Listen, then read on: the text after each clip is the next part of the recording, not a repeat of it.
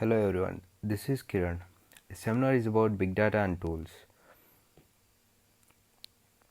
These are the contents that we'll be walking through and let me explain about this. Let us begin with the introduction.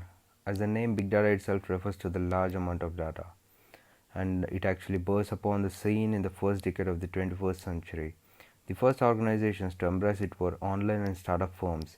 The firms like Google, eBay, LinkedIn, and Facebook were built around big data from the beginning. Like many of the new information technologies, big data can bring about the dramatic cost reductions, substantial improvements in the time required to perform a computing task. It actually requires different approaches like techniques, tools, and architecture. Big data generates a value from the storage and processing of very large quantities of digital information that cannot be analyzed with the traditional computing techniques. Now, let us take a couple of examples. Like Walmart handles more than 1 million customer transactions every hour. Facebook handles 40 billion photos from its user database. Decoding the human genome originally took 10 years to process. Now it can be achieved in 1 week. If you look at the picture below, it actually shows the fluctuations of the data that has been increased over year by year. And now the main objective of the big data is to tell a story with numbers. With this technology, an organization or individual can obtain, store, transform, and analyze the large amounts of data to solve specific problems. One can build a predictive data models and detect the future trends. Devices of the future will be built entirely on big data. And now there are the characteristics of big data that we call as 3V's. There are volume, velocity, and variety. And the first comes the volume. The typical PC might have had 10 gigabytes of storage in 2000, and today Facebook ingests 500 terabytes of new data every day. Like it will generate 240 terabytes of flights data during a single flight across the US. There are the smartphones that the data can create and consume. Sensor embedded systems into everyday objects will soon result in billions of new data. And it actually has the location data and other information, including the videos. And the second comes the velocity. The high frequency stock trading algorithms reflect market changes within the microseconds. Machine to machine process exchange data between the billions of devices. Infrastructure and sensor generate the massive log data in real time. Online gaming systems supports millions of concurrent users, each producing the multiple input per second. And here third comes the variety. Like big data isn't just the numbers, dates, or strings, but it actually includes geospatial data, 3D data, audio and videos, and unstructured text like log files and the social medias. And these cannot be actually processed in the traditional database systems. We use advanced techniques, and it actually analyzes the includes the different types of data either. And let us look into the system architecture.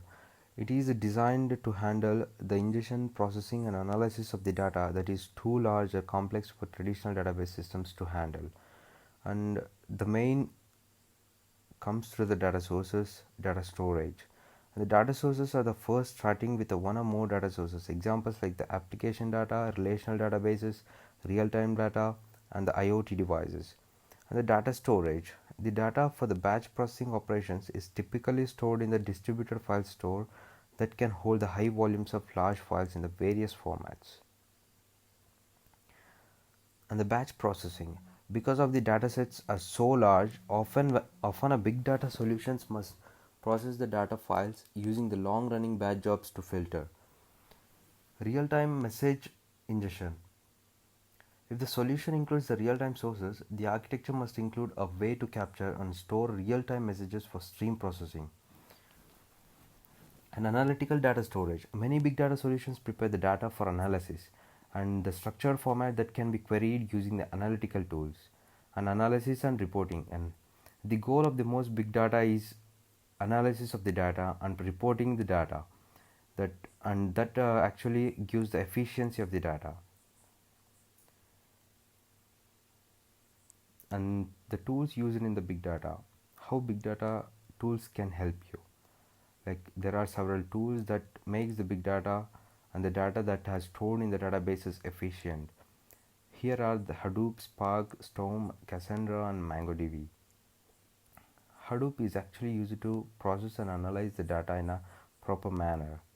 And for the in-memory calculations, we use the Spark, and in a similar way, it provides a high availability and scalability. And for the backend database, we use a MongoDB. And here are some questions that we might arise. Where the data is stored. The data actually is stored in a distributed storage systems like Amazon S3 instances, and we use the map reduce programming model, and they are stored and indexed. How the data is stored and indexed, it is a high performance schema free databases. We use MongoDB, and where the processing is hosted is we use Amazon EC2 instances to host the processes. And here are some of the applications of the big data like smarter healthcare, homeland security, and traffic control, manufacturing companies where it actually stores lots of data, and trading analytics which actually stores the historical data, and telecom and etc. And we also have a few benefits of big data like technology choices. You can mix and match the Azure managed services and Apache technologies in HD inside clusters to capitalize on existing skills or technology investments, and the performance through parallelism. Big data actually takes the advantage of parallelism, enabling the high performance solutions that scale to large volumes of data. And the elastic scale, it actually provides the pay for use basis systems. And the last one is the interoperability with existing solutions. These are the IoT processing systems and enterprise BI solutions, enabling you to create an integrated solution across the data workloads. And the next comes the future scope of the big data. In the February 2012, the open source analyst from Wikibon released the first market forecast for big data, listening that $5.1 billion revenue in 2012 with a growth to $53.4 billion in 2017. The McKinsey Global Institute estimates that data volume is growing 40% per year, that will grow 44 times between the 2009 and 2020. And finally comes to the conclusion. The big data analytics is a security enhancing tool of the future. The amount of information that can be gathered, organized, and applied to the users in a personalized fashion would take human days, weeks, or even months to accomplish. But with the higher advanced technology, we can just process the data in a very quick manner. And the software have produced a unique moment in the history of data analysis. And here are the references that we used to get the data about this seminar as well.